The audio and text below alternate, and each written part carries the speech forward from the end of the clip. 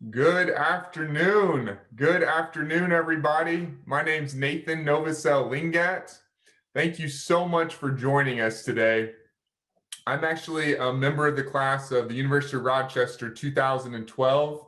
I was a political science and economics major. I feel like it's so back in the day at this point, but it was something, a huge passion of mine. And I actually was a third grade teacher for a short time before starting my own financial firm. But my connection with you all here today is actually I'm a member of the University of Rochester Alumni Board. That's a whole group of, we have actually 25 members representing each of the university's schools.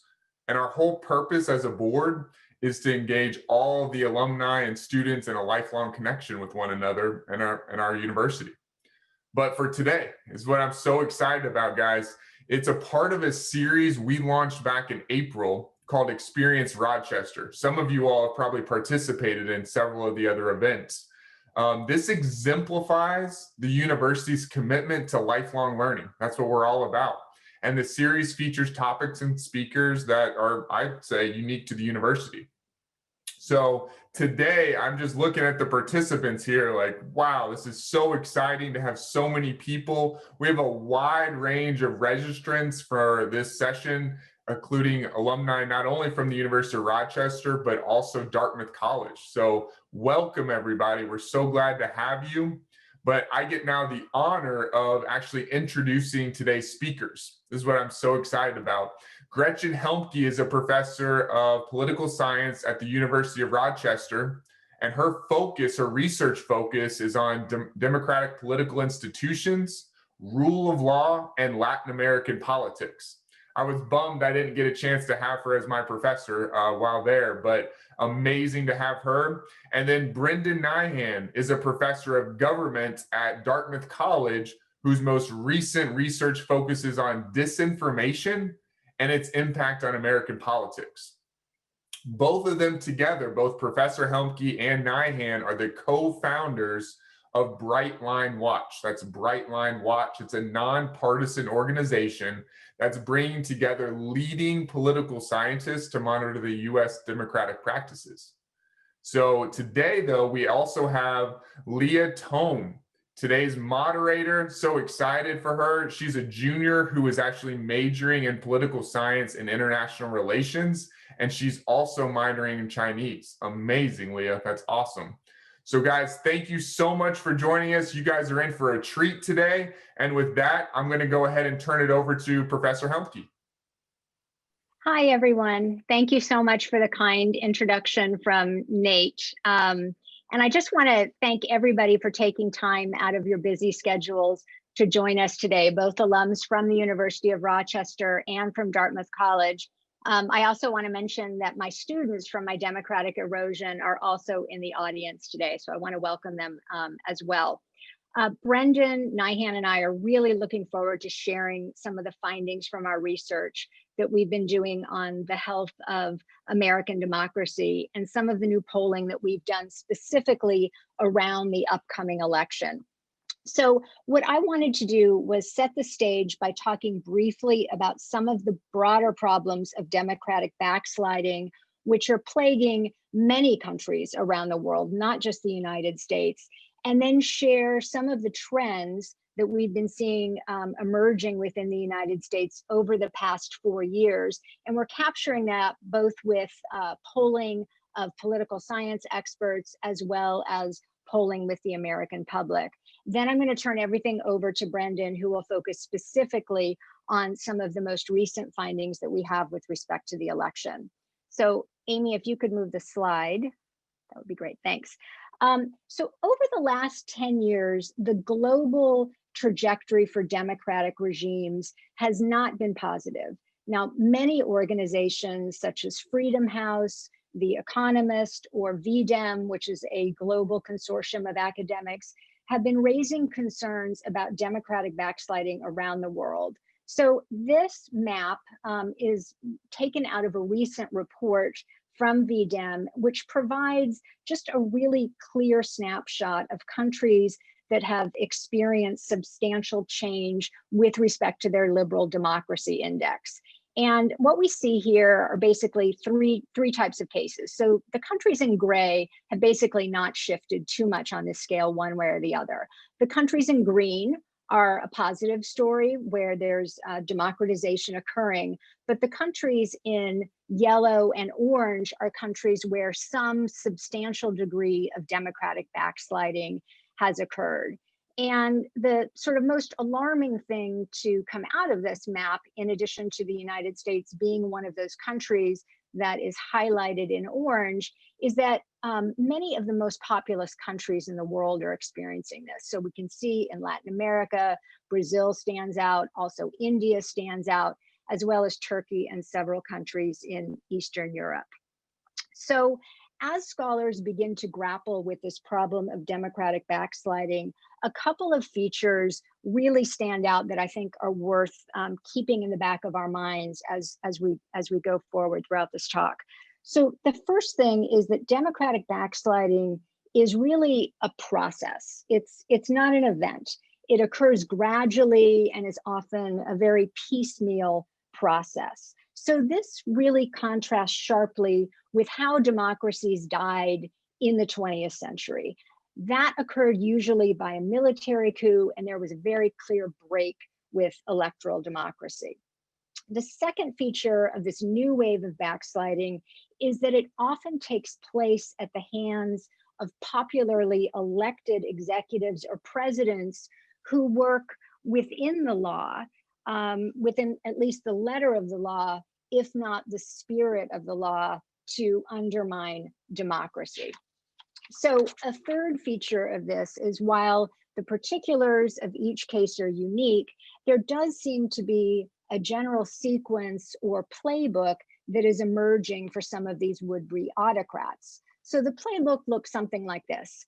First, they get popularly elected, then they start to attack or erode checks and balances. And this often occurs under the guise of much needed reform. This is sometimes referred to as capturing the referees. So second, once these institutional checks are weakened or eliminated, then they tend to go directly after their political opponents, including using the judiciary or the justice system to prosecute them. And then only really at this third stage do they tend to target elections for manipulation. Now, one thing to keep in mind is that this process is not always successful. So as we're looking at this map, we have, Venezuela as one of the standout cases that went through this process of democratic erosion under Hugo Chavez and is now regarded as a full-fledged autocracy under the current administration. The country in green, however, is Ecuador. That experienced some democratic erosion, but managed to reverse it. And there are still problems, to be sure, in that part of the world, but it has not led to an autocracy similar to Venezuela. So if we could do the next slide. So let's then start with sort of the big picture of what's been going on in the US. And here I wanted to introduce some of our data alongside of data from VDEM. And this is basically data that asks experts, so asks political experts to rank the US on a scale, US democracy on a scale of 0 to 100, sort of looking at history, retrospectively.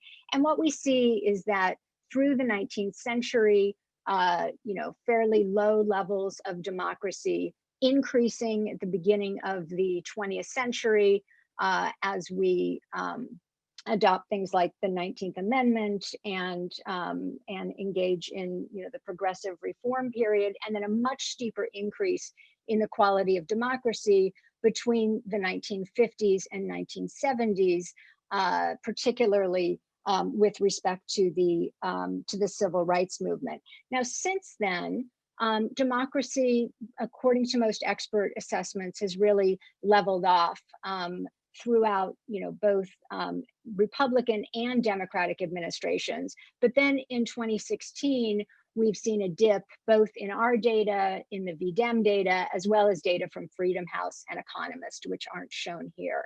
So if I could see the next slide. So sort of starting from that dip in 2016, we have then been tracking again sort of the overall trajectory of democracy and how experts and the public rate it over time. We've been conducting polls fairly frequently, I'd say every 3 to 6 months, on both experts and publics about the quality of democracy.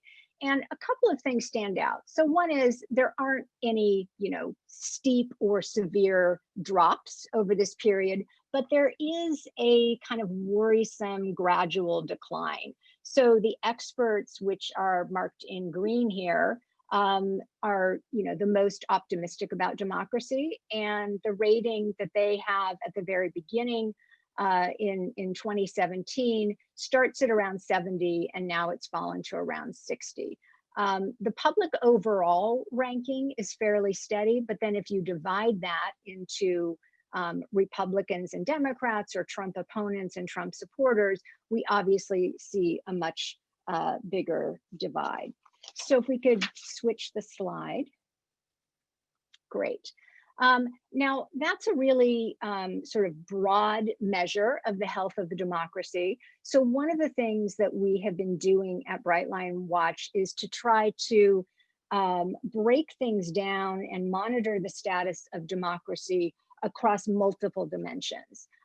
So here I've put those into essentially 4 different baskets. So we have principles related to voting in elections, other principles related to rights and protections, others related to institutions and accountability, or checks and balances and the rule of law, and then something that we call discourse and norms. Now, over the past 4 years, we've been polling on 28 of these questions pretty consistently. And if you could just switch the screen there too, the politicians concede and the law is enforced equally, that were just introduced in this past wave. Next slide, please. Okay, so with this battery, with these principles, we then repeatedly employ the same structure or same battery for both experts and the public. First, we ask them how important are each of these characteristics for democracy, and then we ask them how well do the following statements describe the United States as of today. And what's really interesting here is that the importance, how people rank these characteristics relative to each other, really has not changed at all since we began polling. It's been stable both for experts and for the public. Performance, however, has really, really shifted, and that's what I want to focus on today. So next slide, please. Okay, so this is a snapshot of expert performance rating across all of these principles over the past 4 years. So the vertical axis represents the percentage of experts who reported that the US is currently mostly or fully meeting each of the standards. And what we see, a couple of things stand out here. So one thing is that there are, a few principles that perform relatively well, where, more than 3/4 of experts see the US as in good shape. But most of the gray lines fall below that 50 percentage point mark. The other thing, and obviously this is sort of the biggest thing to get out of the graph, is that there are 5 areas where we have seen a really large dip in expert performance ratings over these past 4 years. Now, 3 of those things have to do with fundamental checks on the executive branch. So judiciary can limit executive, Constitution can limit executive, and the legislature can limit executive. We've also seen dips, however, in the idea that agencies do not punish political enemies, and most recently in the idea that the government protects against political violence. Next slide, please. So another way of thinking about how to analyze these data is to sort of put the importance rankings and the performance rankings alongside of each other, and then look at the gap between those two things. So in this particular example with the question, the Constitution, does the Constitution limit the executive? You would get a larger gap the more important you believe that principle is, and the less well that it's performing. So in this particular example, what we see is that we started out with a gap of about 35 percentage points, but that it's moved all the way up to 60 percentage points in the recent surveys. Next slide, please. Okay, so this is really hard to see. The reason, well, I include it for a couple of reasons. One is I'm hoping that this will encourage you to actually go to our data on the website and read the reports and take a look at the trends for yourself. The other thing, though, that I'll just say quickly so we don't get bogged down in it, if we could just shift to the next slide, is that about half of these principles we see that the gap has either been quite large, over 50 percentage points the entire time, or that the gap has really opened up over time, as we saw with the Constitution limiting the executive. All right, so in the last couple slides here, next slide, I wanted to shift to share with you some of the public ratings about US Democratic performance. And again, we've been conducting these polls routinely over the last 4 years. These are just the most recent results. A couple of things stand out here as well. We just shift to the next view of the slide. Most of the assessments show that the US is not performing particularly well on any of the principles. And in fact, the Trump disapprovers, who are listed in blue, of that group, there isn't a single principle on which half of that group thinks that the US is mostly or fully meeting that standard. And indeed, there are only a handful of principles where Trump approvers do think that the US is mostly or fully meeting the standard.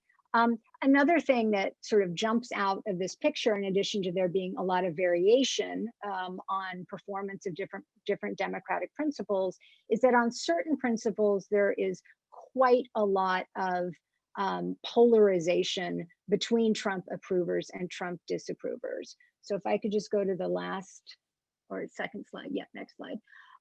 These are areas on which there is relative consensus over time among both groups of voters, right? So both among Republicans and among Democrats. Couple of caveats here. One is that there may be agreement, but in a lot of these graphs, what we're seeing is their agreement that that democracy is not performing particularly well. So particularly in that bottom row of graphs, the lines are not particularly far apart, but less than 25% of both groups think that the US is fully or mostly meeting the standard. If we could shift to the next slide, that would be great. This slide, I think, is the most interesting and the most concerning.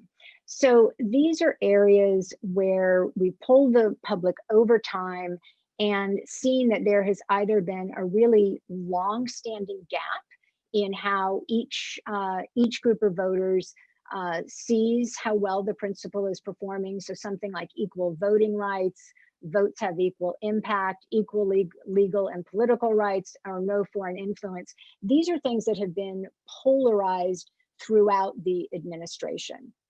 The other pictures, however, basically hint at or show us that polarization has actually increased quite substantially throughout the administration. So something like, particularly around checks and balances, something like Constitution limits the executive, judiciary can limit the executive, legislature can limit the executive, and most recently protest. These things all started out with the public seeing mostly the same picture, and we've just seen a real divergence over time. So last slide. All right, so just three takeaways before I turn it over to Brendan. One, the US is really part of a broader global trend of backsliding. Second, there's been a gradual decline in overall expert rankings of American democracy, but with some of the sharpest drops concentrated in checks and balances. And finally, there are some areas of public consensus over the weaknesses in American democracy, but there are also areas of significant polarization about perceptions of how well democracy is performing. So with that, I will turn it over to Brendan, who will describe some of the results from our most recent election survey. Thanks, Gretchen. It's great to be here. I want to thank the U of R for welcoming me as an interloper from Dartmouth, and to say hello to all the Dartmouth folks who are joining us. It's wonderful to have you with us. What I'm going to do today is share some results from our most recent report, which is posted on our website, brightlinewatch.org. So I'm going to go ahead and share my screen so I can show you those slides. And what I'd like to do is tell you about what we found in this report that specifically pertains to the 2020 election. So Professor Helmke has laid out the broad parameters of the problem that we face. Experts see a decline in the quality of American democracy since 2017, particularly in certain areas related to constraints on the executive and respect for political protest and preventing political violence.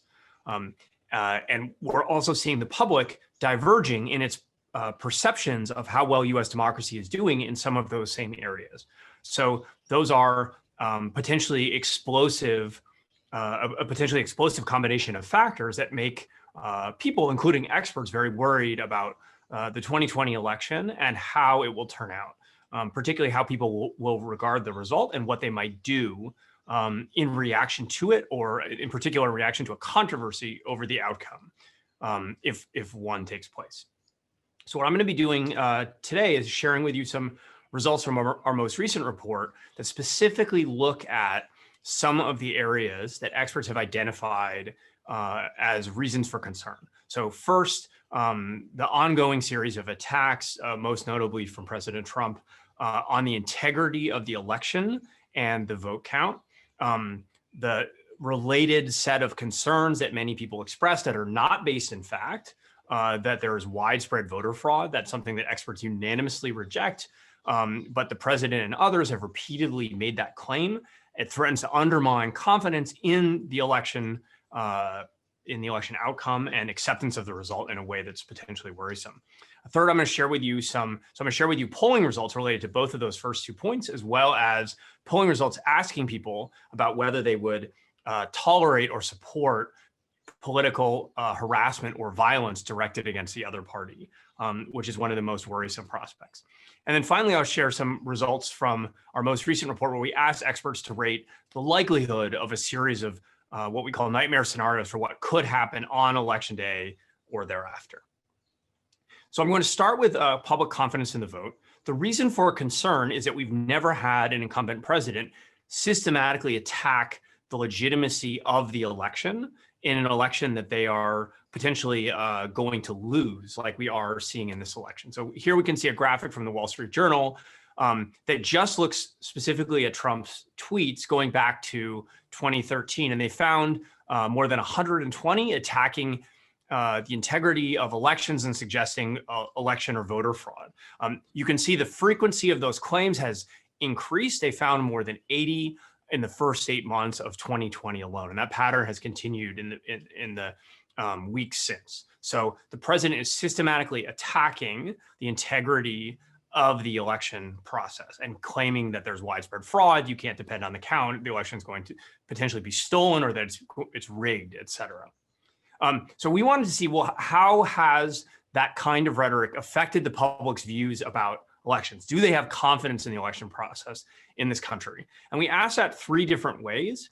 We asked people how much confidence they had that their own vote would be counted as they intended, how much confidence they had that votes in their state would be counted as voters intend, and then how much confidence they had that votes nationwide would be counted as voters intended.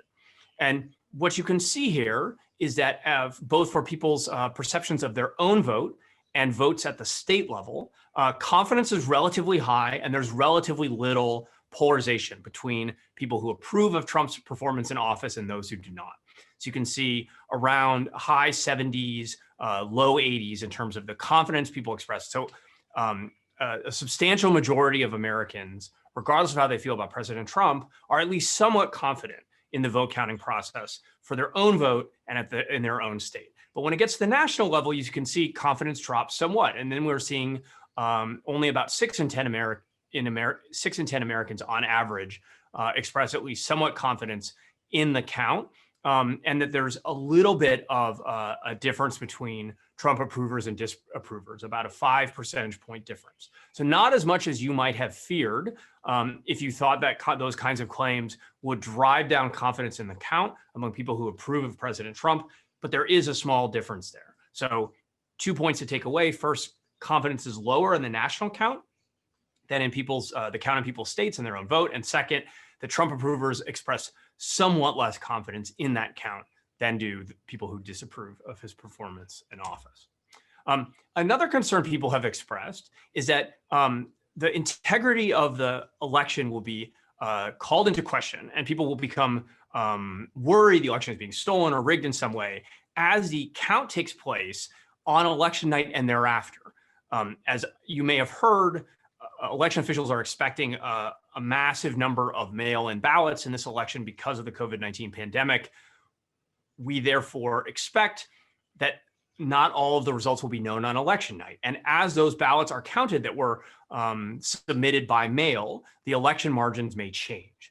And the concern is that as those margins change after election night, people will think the election is being stolen rather than actually just counting those mail ballots, which is going to take longer because of the verification procedures that are in place.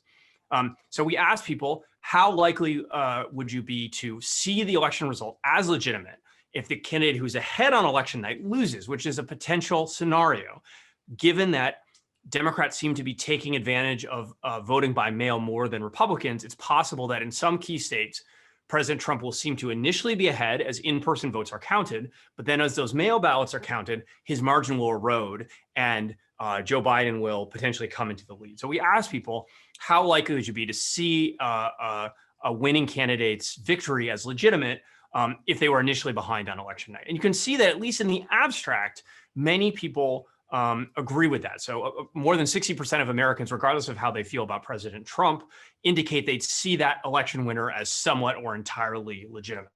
Now, saying that in advance and actually following through on that when your candidate loses and you're being told perhaps that the election was stolen or rigged in some way is a different matter. But at least in this initial preliminary measure, people aren't expressing as much concern as we might fear.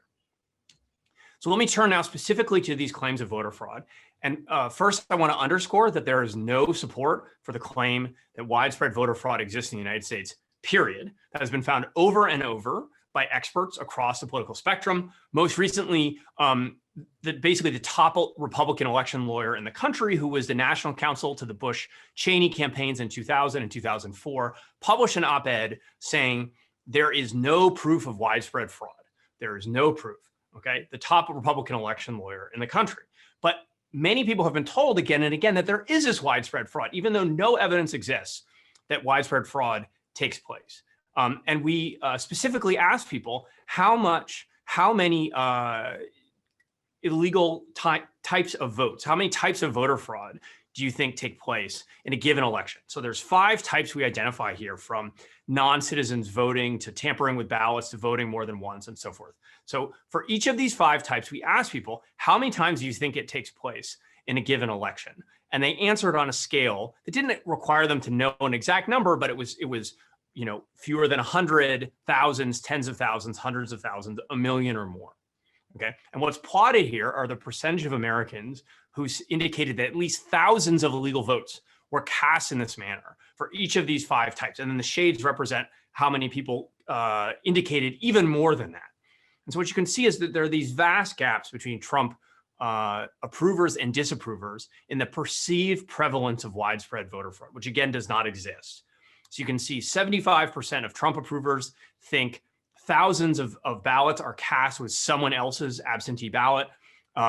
75%, 67% of Trump approvers think thousands of people vote more than once. 78% of Trump approvers think stealing or tampering with ballots happens thousands of times per election, and so forth. Okay, where the corresponding numbers for people who disapprove of President Trump are in the 20 to 30% range. So there's this vast gap in the perception of these kinds of fraud that may be attributable to the kinds of claims we've seen and may call into question people's confidence in the election. You know, those results I showed you earlier were more encouraging. These are more discouraging and maybe a set of beliefs that politicians appeal to if they don't like the outcome of the election. And that can be potentially dangerous for democratic stability. So let me turn to even more direct threats to political stability. We've seen growing fears of political violence in this country. I just have a selection of headlines here on the left. You may recall the armed militias that showed up in Kenosha, Wisconsin, which led to a series of tragic shootings by a teenager who came armed and eventually killed protesters in the streets and has been charged. There's also a headline referring to an alleged Antifa backer who killed a Trump supporter and then was killed by U.S. Marshals in a shootout. And then finally, a headline just recently from this week in the Washington Post recounting how when the president attacks his political opponents, they often face increased threats to their safety and need security. There are online threats posted about them, et cetera. So there's a climate of real or potential political violence that experts find very worrisome. And so what we wanted to do was to see how many Americans indicate support for or toleration of political violence. And what we find is depending on your perspective, quite worrisome. Now, the first point to note is that most Americans reject political violence regardless of how they feel about the president or regardless of which party they identify with. So you can see if you look at this graph here, the bars going to the left are indicating the percentage of people who say it's never acceptable to use violence to advance your political goals, to harass the opposing party, to send threatening messages, to use violence if the opposing party wins the election, et cetera. So for those first four items, around 80% of Americans say violence or harassment is never acceptable. But you can see that around 20 or so percent of people, depending on the question, will say at least occasionally violence is justified, acceptable, or legitimate. Okay, and that is relatively, that's seen among both Trump approvers and disapprovers. And that's worrisome because, as we've seen, of course, it only takes small numbers of people to create violent, tragic events.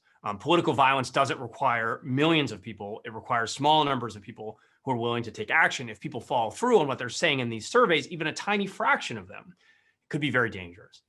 I also want to highlight one last finding from the bottom of that figure, and that's this. When we ask people not about whether they would support or tolerate violence if the opposing party won the election, but if they would support or tolerate violence if the opposing party engaged in violence first, then those numbers go up.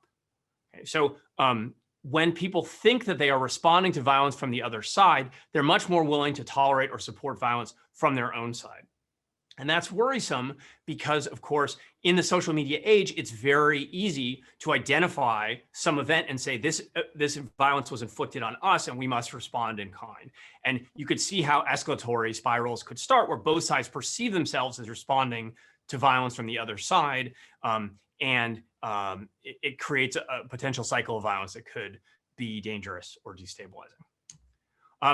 So finally, we asked our experts to rate the likelihood of a number of scenarios that experts have raised as at least potential outcomes on election day or thereafter.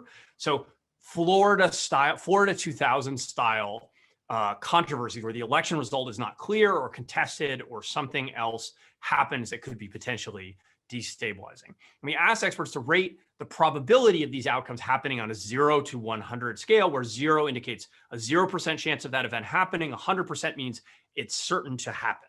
So these are probability forecasts. I'll show you the results in a second, but let me first just note that our judgment is that these probability forecasts are high in terms of the levels that experts express. We can talk about why that might be in the Q&A. So I would encourage you not to take the numbers literally, but instead to think of these as helping discriminate between those scenarios that are more or less likely. And this has been found in other research to be something that these kinds of forecasts can do very effectively from experts, even if the prevalence, the probabilities that they're estimating are somewhat higher than we would expect to be true. So there's a lot of scenarios on here. I won't be able to go into all of them, but let me highlight a few in particular. So among those scenarios that experts are most concerned about happening are Trump attacking that shift in the election margin as Democratic mail ballots are counted. They see that as one of the most likely scenarios on our list, as well as Trump using rhetoric that encourages violence, or Trump losing the election or refusing to concede. Those are in the set of scenarios that our experts rate as most likely. In the middle range are some even more dramatic kinds of scenarios, like the Department of Justice trying to stop or block the counting of ballots, the Supreme Court intervening directly in an election dispute, 1 million or more ballots being delayed, large numbers of polling places being closed, or the president or members of his government deploying federal forces in response to the election. Finally, there's a set of outcomes that experts see as even less likely: the House of Representatives deciding the outcome of the election, one of the candidates being replaced due to death or illness, an elector breaking from their commitment and changing their vote in a way that would decide the outcome of the presidential election, and so forth. So some of those scenarios seem to be quite a bit less likely. So what I want to close with, though, when we're thinking about this election, is just bring us back to where we started: the threat to the integrity of the election and the respect for the election outcome itself. The peaceful transfer of power, the voluntary relinquishment of power when you lose elections, is the core of democracy. And our experts perceive the president's refusal to commit to that process as very worrisome. These are just two recent examples from this year: first suggesting a delay to the election and then refusing to commit to that peaceful transfer of power. And when we asked our experts to rate those events, they rated them as the most abnormal and important events of his entire presidency, over more than 150 events we've polled our experts about. So these are very serious matters that experts take very seriously. And with that, I will stop. I will invite Gretchen back and Leah as well, and look forward to our conversation. Thank you so much, Professor Helmke and Professor Nyhan. For our audience, please feel free to continue submitting questions through the Q&A feature. So the first question I want to start with is US democracy more or less fragile than we thought? I think the answer is that it's more fragile than we thought. I think we're really waking up to the ways in which our country is not yet fully democratic. Certainly the protests that we saw this summer over the killing of George Floyd and the Black Lives Matter movement has been a huge wake-up call for most Americans. Encouragingly, I think that polling from organizations like Pew shows that America is not just becoming more diverse, but is becoming more accepting of diversity, and is becoming more concerned about ensuring that there are equal rights for all Americans. That said, I think that one of the problems that we've seen with our democracy is that our institutional structures that are rooted in the Constitution are becoming increasingly counter-majoritarian. So as our country sort of shifts to the center left, the institutions are really, I think, moving us further and further to the right. So we see this, for example, with respect to the overrepresentation of small states in the Senate. That has sort of secondary consequences for the Electoral College, and of course, as we've recently seen, for the Supreme Court, right? And the basic problem goes back to the fact that the original structure of the Constitution wasn't really put together with parties in mind, right? As we've had parties and as they've become sort of more polarized, we've seen that the advantages of counter-majoritarian institutions accrue much more to one party than another. I guess my sense would be that we really need to think very hard about deepening our democracy. And from my perspective, I think a really important part of this is to think about doing everything possible to protect and to expand voting rights for people. So I can say more, but I'll hand it over to Brendan. Yeah, so I'll just add, I think that's a great summary of thinking about the US as being part in a long run process of democratization rather than a full-fledged democracy, which is a point that I think hadn't been fully appreciated both among experts and the public. The US has had a constitution and the peaceful transfer of power, with the exception of the Civil War, the very notable exception, for a very long time. And that in some ways blinded us to the fact that we didn't really become a full-fledged democracy, as Professor Helmke indicated, until the 1960s with the civil rights movement, and the enfranchisement of African Americans. The point I would just add is just to put a even finer point on this fragility item. We've never seen a country as rich with as well-developed institutions and a pattern of the peaceful transfer of power for as long as the US has had undergo significant democratic erosion. So we're outside the scope of historical precedent here. This has been a surprise, I think, for everyone. I'm a political scientist who focuses on American politics, and the question of democratic stability or democratic erosion was not even considered when I was in graduate school in the early 2000s. So not very long ago, this was completely off the table. It wasn't even thought to be a concern. There were certainly people who cared about issues like voting rights, but no one thought the stability of the democratic system itself could be at stake. And now that really is on the table. Thank you so much. We also had quite a few questions come in about restoring democracy or the qualities we have seen to have lost over the past couple of years. So what reforms would have the greatest impact on improving the quality of our democracy? Well, I think the expert consensus that there's a concern about democratic stability is much stronger than the consensus on what to do about it, especially given the constitutional system that is already in place in this country, which not only imposes a set of constraints, as Professor Helmke indicated, but is very difficult to change. So in a lot of ways, the kind of technology of democracy developed quite a bit after our Constitution was written. Many other countries have made different choices.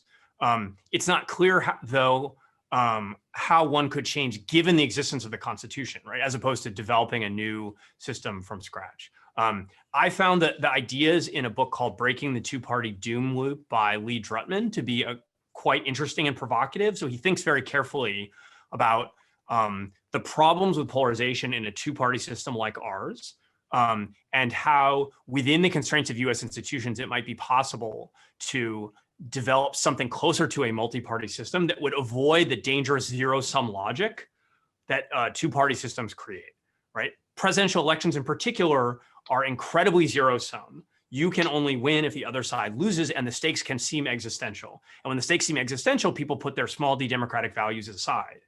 And that's a threat to the stability of the system. So if there are ways to reduce that zero-sum logic, I think that can be an important step. I really agree with some of the comments that Professor Nyhan made. I mean, I think, for scholars who study democracy and democratic erosion around the world, I think one of the key lessons that emerges is that breaking democracy is relatively easy, but restoring it is often much harder. At least in theory, citizens should want to maintain a system where there are at least two viable parties, so that they would have the option of, throwing the bums out or punishing a party if it's not following through on their electoral promises. But what we really see is that this kind of commitment to democracy is breaking down with the intense polarization among the public and the creation of these extremely strong partisan identities, almost like mega identities, where what voters seem to care about is their team winning as opposed to even achieving policy victories, right? So things have become so polarized that it makes it very, very difficult for democracy to function properly, let alone to sort of move forward in a good way. I've mentioned before that the constitutional structure didn't really take parties and this kind of polarization into account, but we've really seen this, and actually we saw it in some of the data here, we've really seen that kind of checks and balances break down with respect to Congress and the executive, right? Rather than each branch acting to protect its own interests, what we've seen is that the legislature basically divides purely along party lines, right? And that whatever party occupies the presidency, the legislators in the other branch act much more as members of a team as opposed to protecting the prerogatives of the legislative branch. The doom spiral that Lee Drutman talks about, I think we've seen actually play out in really bad ways in the parts of the world that I study in Latin America, where once you start losing confidence, it becomes easier. Once you start losing citizens start losing confidence in institutions, it becomes much easier for elites to then use that as a pretext for further polarizing and further politicizing the institutions. And it's very hard to get out of that kind of a cycle. Yeah, breaking it is easy, restoring it is pretty hard. Electoral college seems to be a very popular topic today. How necessary do you think is the electoral college system still today in the 21st century? And do you think it rather distracts or adds to our democracy? I guess I would say that most experts tend to see the Electoral College as a kind of anachronism. We're one of the only countries in the world that doesn't have a national popular vote. And I think sometimes there's a kind of appeal to originalism with the Electoral College, but I would just remind people that the Electoral College does not function in the way the founders intended. It was originally supposed to be these elites who made independent judgments about who should be president, and it quickly became an allocation mechanism for a winner-take-all mechanism, largely at the state level, for electors to be cast, to be assigned, whose votes would then elect the president. In that way, it creates a potential for what are called inversions, where a president wins while losing the popular vote. We've seen that in 2 of the last 4 presidential elections. If President Trump wins the election next week, most experts would expect that to be the way that he does so, losing the popular vote, but winning the Electoral College. It also avoids presidents having to worry about vote totals in states that they don't win, right? So if we're thinking about democratic accountability, right, it might matter more, right? So Donald Trump would care more about the votes of people in California and New York, where there are lots of Republicans, but also lots of independents he might be able to appeal to, and even some Democrats. And conversely, when a Democrat's in the White House, they would have to worry about their vote margins in Republican strongholds, not just the handful of battleground states that everyone focuses on. So just to build off of that, I mean, I think the Electoral College is sort of one of several institutions that are really being questioned right now in terms of how well or how poorly they're serving democracy. So, the other things that have sort of come up most recently are the filibuster. We've also seen a lot of questions about the size of the Supreme Court, what to do about the Supreme Court. It's very difficult. Some of these are relatively easy to change depending on which party wins the election. Some of these are extremely difficult to change. So the Electoral College would be very hard to get rid of entirely, but there is the trying to remember the exact name, something like the National Vote Compact. Brendan, do you remember the name of this? Yeah, the National Popular Vote Compact, yeah. Yeah, it's basically an agreement where enough states would have to sign this, but where the states would essentially assign their electoral votes to whoever wins the national popular vote. So it'd be a way sort of around the current structure of the Electoral College. All right, thank you so much. You both also mentioned expert opinions quite a lot, and we had some questions comment about that. How are experts exactly defined and selected for Brightline Watch's surveys? So these are faculty members at U.S. universities in political who send representatives to the main professional convention of political scientists. Yeah, I would say it's a much larger pool of experts than many of the other organizations that I mentioned. So, you know, Freedom House and VDEM, for example, they also ask political science experts, but they have a much smaller pool. We basically poll, you know, everyone who is in the profession in the United States. That doesn't mean everyone responds, but we poll them. All right, thank you. We have time for one last question, and I would like to talk a little bit more about the role of the press and social media in promoting alternative facts. So how exactly do the press and social media contribute to eroding our democracy? I'm going to let Brendan take this because this is his bread and butter. Well, I mean, there's a number of mechanisms you might worry about. I guess what I would say is I think people tend to overrate the role of fringe websites and foreign interference in terms of how much problematic content people are being exposed to. Those are worrisome sources of information attacking the integrity of our elections. But as a share of the information people see about politics, it's very small. Much more of the information people see about politics comes from the mainstream media and concerns mainstream political figures. So when the president of the United States repeatedly says the election is rigged and is going to be stolen, that commands vastly more public attention than all of those fringe websites and Russian trolls and bots put together.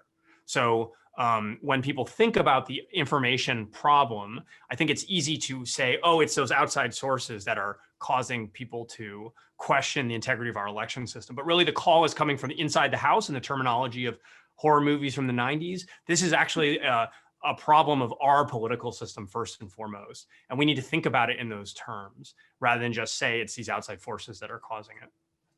Great, thank you so much, Professor Nyhan. Unfortunately, our time has elapsed today for questions, but I would now like to turn towards final comments.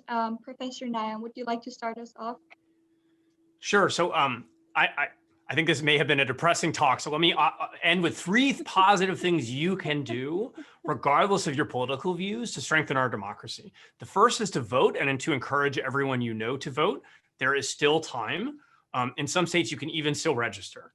So please make sure you participate in our democracy. Second, please try to counter misinformation that you see about the election, especially from your own side. It's easy to say that the other side is doing it. It's harder to hold people on your side accountable, but among your friends and family, who many of whom will tend to share your political views, you can be an influencer for good. And I would just say finally that our democracy depends on people being willing to put their partisan preferences aside in favor of their shared commitment to the democracy itself. And again, that's hardest and most important to do when it's your own side that will lose. So I just want to encourage people to reflect on that and think about how they can uphold that in their own way. Great. So I think my comments build right off of Brendan's. You know, as we've seen over the last few years, the democratic rules of the game do not enforce themselves, right? Going all the way back to John Locke and England's Glorious Revolution, the core concept of democracy is that ultimately leaders are going to respect limits on their power only if people are willing to withdraw their support and punish them for transgressing the limits of their power. So the name of our organization, Brightline Watch, which you may have been wondering about, basically refers to this essential idea that there should exist bright lines that are protecting core norms and the rules of democracy, over which leaders would be afraid of transgressing without triggering some essential loss of support. Now, that's a really nice idea in theory, but as we've largely seen, it becomes harder and harder to achieve in a polarized society where the stakes of losing on both sides have become so high that citizens are more and more willing to trade off their commitment to democracy in favor of their own side winning. So what can we do? Well, in the immediate term, I think we need to make it through this election. I think we need to be willing to grant the possibility that whatever candidate we support, they may not win, and we need to accept that result. But we also need to be willing to peacefully protest in the event that the candidate who does win is not accepted as legitimate by the other side. So certainly we have reasons to worry that this election is going to test our country more than at any time I think we've seen in our lifetimes. But I also think there are good reasons to think that the very worst scenarios won't come to pass, particularly if a margin of victory on either side is solid and large. So to the extent that we avoid these worst nightmare scenarios, I think it's incumbent really upon all of us to move forward to try to find ways to lower the temperature of politics, lower the stakes, and restore a system where losses aren't seen as an existential threat. All right, thank you both so much. I will now turn it back to Nathan, who will wrap us up. Wow. Wow, wow, wow. What an incredible, incredible conversation. Just can't thank our panelists enough. Professor Helmke, what a great conversation. Professor Nyhan, I really appreciate your all's perspectives. And Leah, great job in moderating the Q&A there. And everyone that's listening in, just thank you guys for being a part of today. I think it was a very timely conversation. I think we would all agree. And I really appreciated the closing remarks from both of our professors today. And just I hope we can all take that and really take it to heart. So guys, I want to just before kind of plug one thing real quick. We hope you really enjoyed what you saw, but we would also love to hear your feedback. All right, it helps us to really make sure we have a really robust agenda going forward. So please just take a quick moment to share your thoughts about the session. Just a really brief anonymous survey. The link's actually going to be appear on your screen at the end of the webinar, and you just select continue to get to the survey. So we would really appreciate if you guys could do that. It'd be a huge help. However, I think they're going to put it on the screen here to be able to share, but we also want to plug the next upcoming event, which is going to be Thursday, November 19th. Thursday, November 19th at 12 p.m. Eastern again. That's going to be Thursday, November 19th. It's for our next Experience Rochester event, Understanding the Immune Response and COVID-19. I know I'm definitely looking forward to being able to tune into that. It's going to feature a panel of faculty from the University of Rochester Medical Center, Department of Allergy, Immunology, and Rheumatology. And I hope I said those all right. But guys, I hope you have a wonderful afternoon. Stay well, and we look forward to having you on for the next one. Thanks, everyone. Take care.